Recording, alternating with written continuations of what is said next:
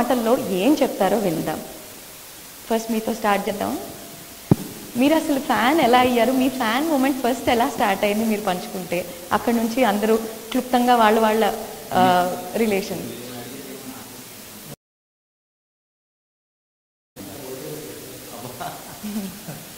Fan అవ్వడానికి ఫ్యాన్గా ఉండడానికి కూడా చాలా గట్స్ ఉండాలి. ఎందుకంటే ప్రతి హీరోకి ఫ్యాన్స్ ఉంటారు.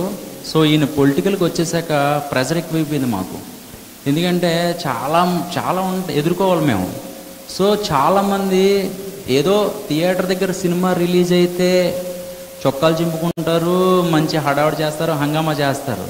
సో దాన్ని కంటిన్యూగా పవన్ కళ్యాణ్ గారు సినిమాలు కాదు, రాజకీయంగా కాదు, ఎలా ఉన్నా సరే మేము అట్లా నిలబడుతున్నామంటే అది కట్స్ ఉండాలి. నిజంగా చెప్పాలి. ఎందుకు నిలబడుతున్నారు? నాకు ఆయన నచ్చిన విషయం ఏంటంటే పవన్ కళ్యాణ్ గారు ఎప్పుడు ఒకలాగే ఉంటారు. సో ఆయన చేసిన సేవా కార్యక్రమాలు అవనవ్వండి. సో ఆయన నిజ జీవితంలో సినిమాలో ప్రతి హీరోలు ఉంటారు, కానీ ఆయన రియల్గా హీరోయిజం, ఆయన కరిష్మా